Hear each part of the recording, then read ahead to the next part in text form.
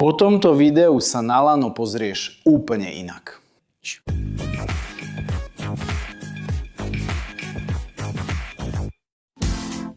Ahojte, tu je Inžinieria detailná. Už si sa niekedy zamyslel nad tým, ako laná dokážu uniesť toľko váhy, alebo ako sú schopné prenášať sily z jedného bodu do druhého s takou účinnosťou? Spomeň si na posledný raz, keď si videl žeriav dvíhať obrovský náklad, horolezca visiaceho na zvislej stene, alebo aj obyčajnú rybársku sieť plávajúcu na mori. Vo všetkých týchto situáciách je lano tichým hlavným hrdinom. Ale čo vlastne spôsobuje, že tento na prvý pohľad jednoduchý prvok je taký spoľahlivý? Lanové sú lineárne a pružné prvky, schopné prenášať sily prostredníctvom ťahu, na rozdiel od tyčí alebo nosníkov, ktoré môžu pracovať aj v tlaku alebo ohybe.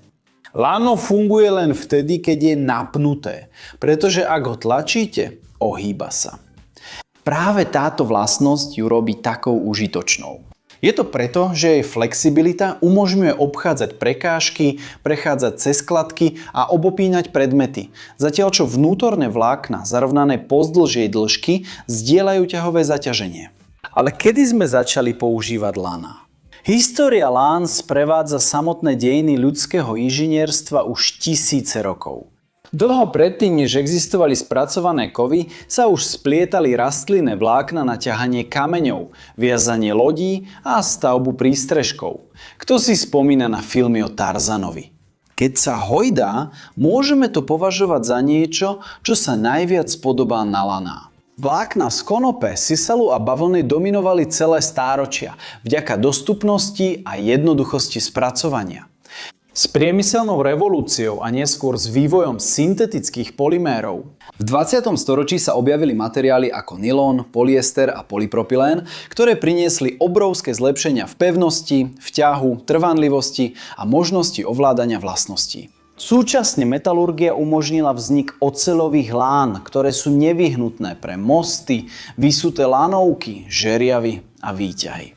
Dnes, okrem klasických materiálov, existujú aj vysokovýkonné materiály, ako sú aramidové vlákna alebo kevlar a polyetylén s ultravysokou molekulovou hmotnosťou ako UHMVPE, známe ako Dynema alebo Spectra, ktoré kombinujú vysokú pevnosť s nízkou hmotnosťou. Evolúcia nielenže rozšírila možnosti využitia, ale aj zdokonalila pochopenie toho, ako navrhovať laná pre každú potrebu. Ale vlastne o akých typoch lán hovoríme? Jednoduchý spôsob, ako ich rozdeliť, je podľa materiálu. Prírodné ako konope, sisal a bavlna majú dobrý úchop a sú príjemné na dotyk, ale absorbujú vodu, strácajú pevnosť, keď sú mokré a časom sa rýchlejšie degradujú.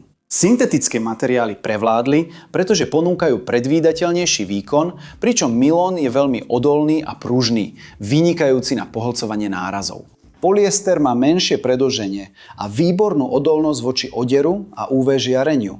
Zatiaľ čo polypropylén je ľahký a pláva na vode, čo je užitočné vo vodnom prostredí, hoci má nižšiu odolnosť voči oderu a teplu. Pokročilé vlákna ako UHMVPE a aramidy poskytujú mimoriadne vysokú pevnosť s veľmi nízkym predĺžením. UHMWPE je však citlivý na teplo spôsobené trením a aramidy, hoci znášajú vysoké teploty, majú nižšiu odolnosť voči únave pri ohýbaní. Okrem nich existujú aj oceľové laná alebo pramene, vyrobené z drôtov, ktoré sú skrútené alebo prepletené do zväzkov a sú neprekonateľné v pevnosti a trvácnosti. Ak sú správne navrhnuté a udržiavané, sú ťažšie a vyžadujú špecifickú starostlivosť pri kontrole a údržbe. Ďalším spôsobom klasifikácie je podľa použitia pri lezení. Dynamické laná sú navrhnuté tak, aby mali určitú pružnosť a pohlcovali energiu pádu, čím znižujú maximálne rázové zaťaženie lezca. A čo v kotviacich bodoch pri zlaňovaní, technickej záchrane, práci vo výškach a speleológii, čo je štúdium jaskýň? Zvyčajne sa používajú statické, polostatické laná s nízkou prieťažnosťou pre lepšiu kontrolu a efektivitu v stavebníctve a priemysle. Lanám a káblom slúžia na viazanie, zdvíhanie, manipuláciu s nákladmi a systémy s kladkami v námornom prostredí. Polyester a polypropylén sú bežné vo vyväzovacích lanách a kotviacich kábloch. Ale ako lana robia to, čo robia? Princíp je fyzikálny a elegantný, kde keď použijete silu, vnútorné vlákna sa dostanú do ťahu. Časť tejto deformácie je elastická ako pružina, čo umožňuje absorbovať energiu a potom sa takmer vrátiť na pôvodnú dĺžku. Ďalšia časť môže byť trvalá v priebehu času v dôsledku tečenia v závislosti od materiálu a podmienok. Konštrukcia lana, teda spôsob, akým sú vlákna usporiadané a zablokované proti sebe, je rozhodujúca pre rozdelenie zaťaženia a kontrolu predĺženia. Vnútorné trenie medzi vláknami a vzor skrútenia alebo pletenia zabraňuje voľnému krozaniu vlákien, čím udržiava tvar a rozdeľuje napätia. Preto uzol nie je len slúčka. Vytvára tesné ohyby, ktoré zvyšujú trenie a zabraňujú klzaniu.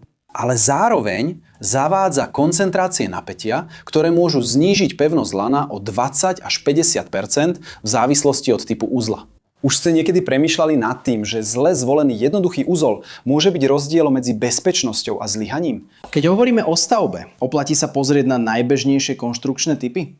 Krútené lano, klasické, z 3 prameňov, sa vyrába tak, že sa zväzky stáčajú v striedavých smeroch.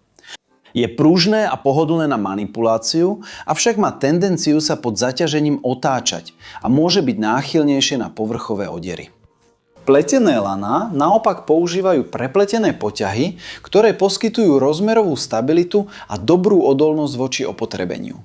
Veľmi rozšíreným prípadom je konštrukcia Kermento s jadrom a poťahom, kde jadro z paralelných alebo mierne skrútených vlákien poskytuje hlavnú pevnosť vo vnútri lana. Zatiaľ čo pletený poťah chráni pred oderom, UV žiarením a nečistotami, moderné horolezecké laná sa riadia týmto konceptom, pričom jadro je navrhnuté tak, aby sa pri náraze natiahlo a poťah slúži na ochranu a lepšiu manipuláciu.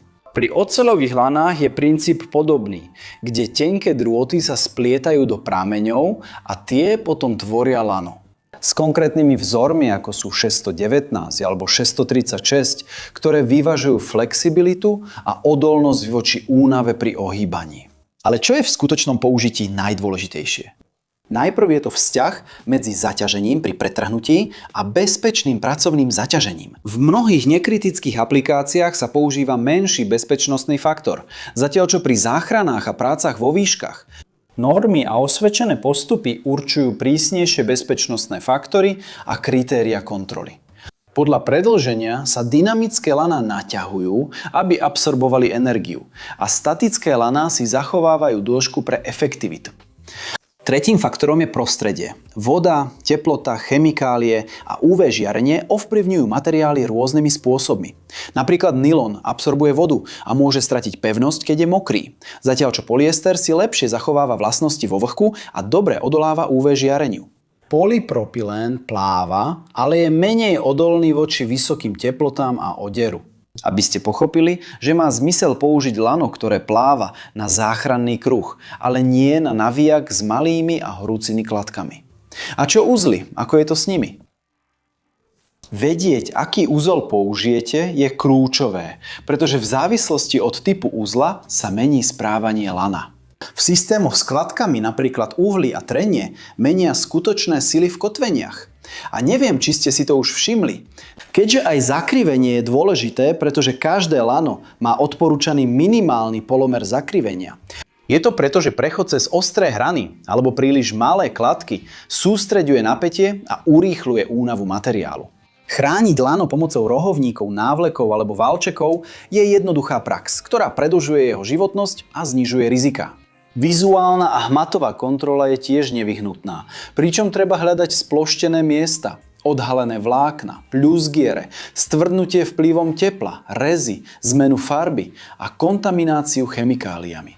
Pri lanách s jadrom a opletením môžu poškodenia na opletení skrývať problémy v jadre. A v prípade pochybností je bezpečnejšie lano vyradiť, než riskovať. Keď sú laná správne vybrané a použité, premieňajú rozložené a dynamické sily na niečo predvídateľné a kontrolovateľné. A keď sú zle vybrané alebo zle zaobchádzané, môžu zlyhať náhle. Preto je veľmi dôležité poznať základné vlastnosti materiálu, konštrukciu a správne postupy používania. Ak ste sa dostali až sem a páčil sa vám tento video, nezabudnite sa prihlásiť na odber, ak ešte nie ste prihlásení, dajte like a aktivujte si zvonček na upozornenia. A ak považujete náš obsah za zaujímavý, zvážte možnosť stať sa členom, aby ste nám pomohli pokračovať vo vytváraní obsahu na tejto platforme a boli spomenutí v našich videách. A ak ste zvedaví a chcete sa dozvedieť viac o kurzoch, ktoré odporúčame, naskenujte QR kód tu vedľa alebo kliknite na odkaz v popise videa. Aby ste mali prístup k rôznym príležitostiam rozvíjať sa v rôznych zručnostiach, ktoré môžu priniesť rozdiel vo vašej kariére. A používate vo svojom každodennom živote lano alebo šnúru? Viete uviazať kamionistický uzol? Alebo ste sa už možno naučili, ako uložiť svoje lano tak, aby sa vám pri používaní celé nezamotávalo? Napíšte do komentára. Tu dole, aby sme z komentárov urobili priestor na doplnenie informácií k videu.